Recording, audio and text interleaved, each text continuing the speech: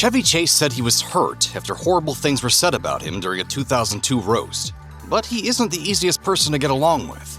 From profanity-laced tirades to being banned from hosting SNL, Chase has made many enemies throughout his long career. Chevy Chase's birth name is Cornelius Crane Chase. He picked up Chevy from his grandmother on his father's side, likely inspired by Chevy Chase, a suburb of Washington, D.C. Chase's middle name of Crane is a family name. His mother was the adopted daughter of Cornelius Crane, an heir to the Crane bathroom fixture and plumbing fortune. While Chase was once listed in the Social Register, a catalog of American aristocrats, he didn't inherit much of his grandparents' money. His grandparents eventually divorced, and Cornelius Crane reportedly donated his money to various Buddhist charities. However, Chase would experience a wealthy lifestyle after all. After his parents divorced, his father married Lynn Atha. Atha was a member of the Folger family and stood to inherit a fortune from her family's coffee business. People know who I am, who know me, and I'm proud to be who I am. Following his parents' divorce, Chase lived primarily with his mother, Kathleen. In a 2018 interview with the Washington Post, Chase recounted the routine physical abuse he suffered at his mother's hand. He alleged that she'd awaken him at odd hours and then slap him in the face over and over. Chase recalled in Rena Fruchter's 2007 biography, I'm Chevy Chase and You're Not. I don't remember what it was for or what I had done. I lived in fear all the time, deathly fear. Chase's mother would repeatedly lock him in a closet for little reason, and following a reprimand at school, he was stuck in a basement for many days and given a water pitcher to use for a toilet. The actor also recalled a time when his mother scheduled daily abuse. He said in Fruchter's book, "She would say to me, 10 lashes on the back of your legs every day for a week at 5 p.m. How can you hold on to that kind of anger against your kid?" A teacher at Chase's school noticed the lash marks on the child's legs, but no meaningful action was taken. Chase also experienced violence from his stepfather, John Cedarquist, and said the abuse from both parental figures ended when he and his older brother confronted Cedarquist and stared him down. Chase is not just an actor, he's also a musician. In 1980, he released his one and only solo album, a self-titled effort that includes mostly humorous covers and silly novelty songs. But years before his comedy stardom afforded him the opportunity to record the rap spoof Rapper's Plight, Chase was part of a musical collective that would find major success without him. While attending Bard College in upstate New York in the mid-1960s, Chase, a drummer, befriended fellow students Donald Fagen and Walter Becker. Fagen and Becker would later go on to form the core of the Grammy-winning jazz rock group Steely Dan. Chase said on WTF with Mark Maron in 2023, "We started Steely Dan basically, and we called ourselves the Very Bad Jazz Band." Chase ultimately quit the band before Fagen and Becker went on to bigger and better things. Nevertheless, Chase was a member of the progressive rock band Chameleon Church, which released one self-titled album in 1968. However, Chase called the record hideous. Saturday Night Live, which was initially called NBC's Saturday Night, debuted in October 1975. Starring a cast of performers known as the Not Ready for Primetime Players, Chase quickly became a breakout star, thanks in part to his weekly showcase as the host of the Weekend Update. Good evening, I'm Chevy Chase, and you're not. With other memorable sketch performances, like playing then-President Gerald Ford as a bumbling, pratfall-prone fool, Chase became a huge TV star because of SNL. However, Chase departed the series in the middle of the second season. While Chase would go on to star in a string of hit comedy films like Caddyshack and National Lampoon's Vacation, he denied leaving SNL to become a movie star, insisting he'd done it to chase romance instead. Chase told Today in 2007, "I left for a girl that I was in love with. I was very much in love with a girl who just would not leave California." I didn't think much about a movie career, it just sort of happened. In 2015, however, Chase admitted that his departure wasn't necessarily for personal reasons. He told NBC's Carson Daly that he left SNL because he didn't think the show was going anywhere. After Chase played the disaster-prone dad Clark Griswold in two widely popular vacation movies, writer-director John Hughes penned a third film in the series, the holiday-themed National Lampoon's Christmas Vacation. This tree is a symbol of the spirit of the Griswold family Christmas. Hughes didn't want to direct, so he offered the job to Chris Columbus, director of the 1987 teen comedy Adventures in Babysitting. Columbus liked the script and was eager to direct, so one of his first orders of business was to connect with Chase via a couple of pre-production meetings. Immediately, the actor and director didn't mesh. Columbus told Insider, It was fraught with pain and tension with Chevy Chase, but I needed the job desperately, so it took everything in my power to convince myself to resign from Christmas Vacation because I couldn't make the movie with Chevy Chase.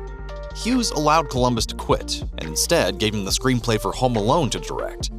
Jeremiah Chechik, a veteran of music videos and beer commercials, ultimately directed Christmas Vacation. Chris Columbus may have left Christmas Vacation because of personal difficulties with Chevy Chase, but not everyone associated with the movie had bad feelings about the actor. In fact, Johnny Galecki, who played Rusty Griswold, enjoyed working with Chase in the film. Galecki told Variety, "The Rusty role was kind of iconic at that point, and did have some heavy lifting comedically, and my timing wasn't on point. Chevy would help me out, especially with the timing, and tell me some ad-libs to say. He was very patient and giving of his time." However, Chase also suffered for his art. During the scene in which Clark has a meltdown over faulty Christmas lights, he punches a plastic Santa Claus lawn decoration. The impact of the punch broke the actor's finger. Chase told the Asbury Park Press, "Oh boy, did that hurt. I thought it might melt or something, but no, it was a good, hard plastic." Following the departure of Johnny Carson from The Tonight Show, the late-night talk show sector was suddenly wide open.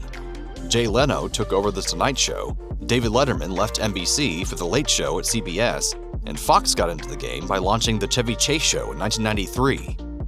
Fox spent $1 million to renovate a Los Angeles theater for the show, paid the host millions, and spent the summer promoting it.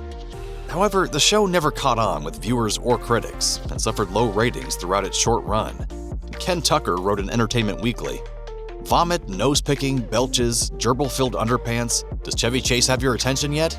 Using at various times every one of these time-honored devices in search of a decent, cheap laugh, the Chevy Chase Show has managed only to give vulgarity a bad name. If I knew you were going to be this enthusiastic, I would have rehearsed. Fox ultimately canceled The Chevy Chase Show after less than 6 weeks on the air. Chase got his big break as an original cast member of Saturday Night Live, but several times when he returned to the show, he was at the center of major behind-the-scenes trouble. I may not be around long. They might ask me to leave before the show is over. When he hosted a 1978 episode, he and cast member Bill Murray got into a fistfight just before airtime. Furthermore, when he met the cast before a 1985 hosting gig, Chase pitched an ongoing sketch in which the openly gay cast member Terry Sweeney would be presented as an AIDS patient and weighed on air each week. Then, when he returned to host in 1995, Chase screamed at staffers and harassed a female writer. Will Ferrell also said that Chase was the single worst host he dealt with in his tenure on the show. Wanting bygones to be bygones, Chase asked SNL creator and producer Lorne Michaels in 2012 if he could have another shot at hosting. Michaels said no. Chase was comically roasted by his Hollywood friends for the first time in 1990 in a non-televised event sponsored by the Friars Club. So, when Comedy Central extended an offer for a televised roast in 2002, Chase readily agreed. However, that experience left the actor humiliated. With very few of his showbiz friends and collaborators in attendance, Chase sat on stage as stand-up comedians he didn't know said horrible things about him. It was far from the good-natured ribbing he endured and enjoyed at his first roast. Most of the jokes concerned his critically assailed attempt at late night, his string of flop movies in the 1990s and 2000s, and his addiction to prescription painkillers. At the end of the Comedy Central roast of Chevy Chase, the star ended his monologue with a non-joking, "That hurt." Following the show, Chase immediately went to his hotel room. The show's MC, Paul Schaefer, who was also Chase's friend, knew something was amiss. So he joined his friend and listened as the comedian lamented his wrong turns in his life. Chase also couldn't understand why so many people hated him. At various times throughout his adult life, Chase has sought out professional treatment for dependencies on different substances. The comedian and actor has also spoken honestly about his journey to lasting sobriety. In 1986, Chase's agent told UPI that her client had checked himself into a drug rehabilitation program at the Betty Ford Center. At the time, Chase was reportedly suffering from an addiction to prescription painkillers, which he began taking to alleviate enduring back issues stemming from his frequent acts of physical comedy. 3 decades later, Chase checked himself into the Hazelden Addiction Treatment Center in Minnesota in order to reduce his use of alcohol. This rehab stint followed his departure from the sitcom Community. Chase started drinking heavily in the years that followed, to the point where doctors diagnosed him with cardiomyopathy, a weakening of the heart muscles, and linked it to years of unhealthy alcohol use. Chase relapsed after emerging from rehab, but then quit again on his own. In 2018, he told the Washington Post that he's sober. In 2009, Chase began appearing on NBC's Community as the obnoxious millionaire Pierce Hawthorne. However, he left the show in 2012.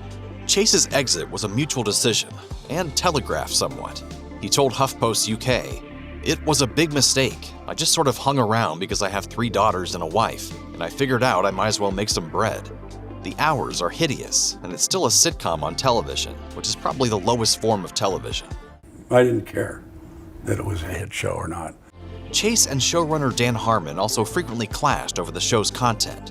Chase would also leave angry, profanity-laced voicemails for his boss, which Harmon publicly played during a live taping of his podcast, Harmontown. More than a decade later, Chase weighed in on Community during an interview on WTF with Marc Maron, saying, "I honestly felt the show wasn't funny enough for me ultimately. I felt a little bit constrained. It just wasn't hard-hitting enough for me." If you or anyone you know needs help with addiction issues, help is available. Visit the Substance Abuse and Mental Health Services Administration website or contact SAMHSA's National Helpline at 1-800-662-HELP. That's 1-800-662-4357.